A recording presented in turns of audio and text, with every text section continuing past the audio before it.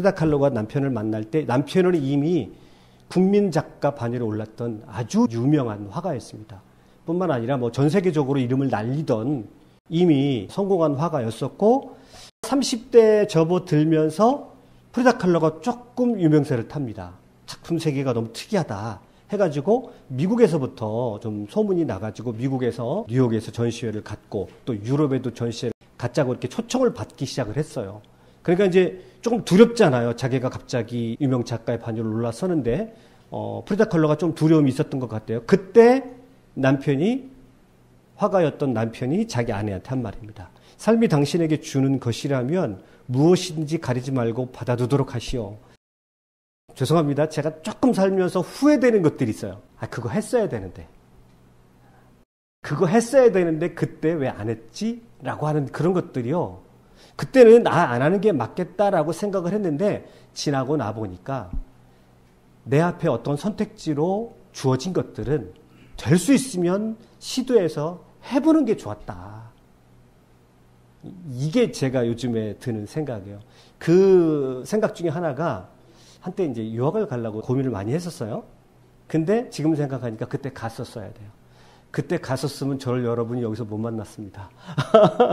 그때 조금 내가 과감하게 유학을 갔어야 된다라고 생각이 들어요. 지금 되돌아서 생각을 해보면 이렇게 메꼬비들이 있어요. 되돌아보면 그때 내가 좀 힘들더라도 밀어붙여서 좀 과감하게 도전했어야 되는데 라고 하는 그런 생각들이 들거든요. 그런데 지금 남편이 그 얘기를 하는 거예요. 도전해라. 유럽에 가라. 뉴욕에도 가서 당신 작품에 충분히 가능성 있으니까 가서 도전해라 라고 격려해 준 말이에요. 근데 이 말을 저는 또 거꾸로도 한번 생각을 해보고 싶어요. 우리 삶에서 어떤 것이 힘들어서 어떤 것이 너무너무 고통스러워서 도망가거나 피했던 경험들이 있으십니까? 이것도 후회되는 지점 중에 하나더라고요. 저는 이거 두 가지가 다 우리 인생에서 사실 조금 열심히 사느라고 살았는데도 내가 도망갔던 것들이 많이 있다. 근데 그 도망갔던 것들은 두 가지. 하나는 너무 힘들어서 도망갔던 것들이 있고 하나는 나한테 분명한 기회였는데 용기가 부족해서 못 잡았던 그런 지점들이 있었던 것 같아요. 근데 오늘은 이 프리다 칼로 이야기를 통해서 굉장한 고통의 아이콘입니다. 고통의 아이콘입니다. 여러분이 들으시면 깜짝 놀라실 겁니다. 너무너무나 고통을 많이 겪었던 점. 근데 우리는 이런 고통의 체험들을 우리는 실제 삶 가운데 깔고 있으면서 외면합니다.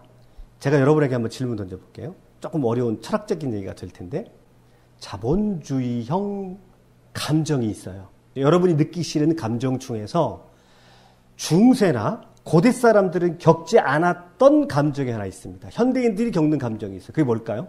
사실은 일상적으로 입에 달고 다니는 얘기죠. 나 우울해.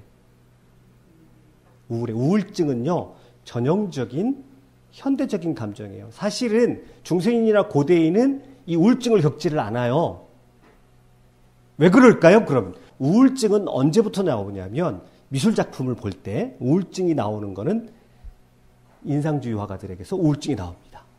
그러면 왜 인상주의 화가들에서 우울한 표정이 나올까요? 물론 그전에도 고대사회에도 우울한 표정이 있습니다만은 대중적으로 많은 사람들이 겪는 감정이 우울한 감정이 이렇게 보편화된 것은 자본주의가 발달하고서 우울증이 생겼어요. 그러면 자본주의가 발달했다는 것은 뭘 의미하는 거냐면 사람들이 원칙상 제한받지 않고 무엇이든지 욕망할 수 있다 이 소리입니다.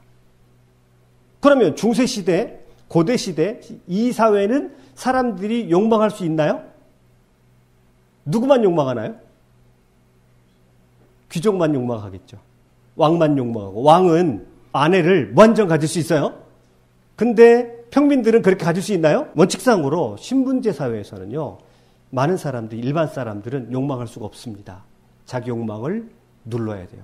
지금은 우리가 기본적으로 마음껏 욕망할 수 있거든요. 그런데 마음껏 욕망할 수 있는데 여러분 욕망 다 했는데 욕망한 대로 되든가요? 그때 찾아오는 감정이 뭐예요? 우울증. 여러분은 누구든지 다 부자가 될 수 있고 누구든지 다 재벌 될 수 있죠.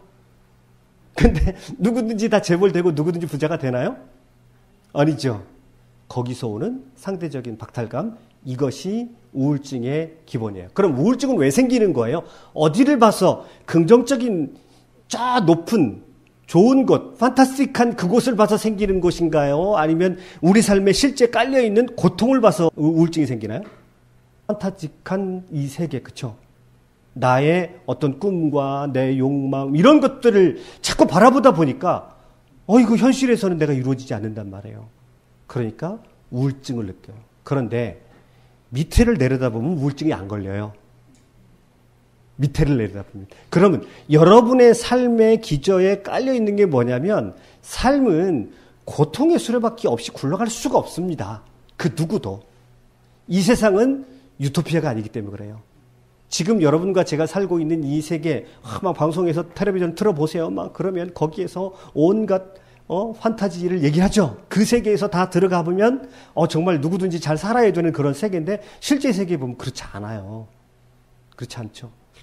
그러니까 거기서 오는 우울증, 거기서 오는 상대적인 박탈감, 자, 이런 것들을 가지고 시달리는데, 그런데 어떤 예술가들의 삶을 보면 그런 것과는 전 상관없이 아예 삶에 있어서 어떻게 저렇게 고통스러울 수 있을까라고 할 정도로 지독하게 고통이 찾아와서 뭐 우울증이고 뭐고 이거는 그 차원을 지난 아주 진한 인생의 고통을 겪는 그런 사람들이 있어요. 특별히 이제 예술가들 중에 그런 예술가들이 있죠. 지난달에 여기서 강의했던 고우 같은 그런 인물들은 정말 지독하게 고통스러운 삶을 살았거든요. 오늘 등장하는 이 프리다 칼로가 바로 그런 의미입니다. 그래서 자기 남편이 당신 도전해봐 라고, 새로운 거 있으니까 도전해봐, 당신의 삶에 조금 날개를 달아봐 라고 하는 그런 한계를 뛰어넘는 도전도 중요하지만, 우리가 잊고 있었던 것은 자본주의 속에서 살아가는 사람들은 고통을 외면한다는 거예요.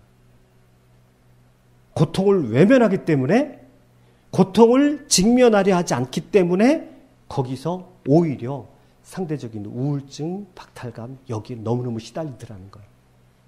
그래서 우리가 여러분이 프리다 칼로 같은 이 화가를 통해서 여러분이 치유해야 되는 것들은 뭐예요?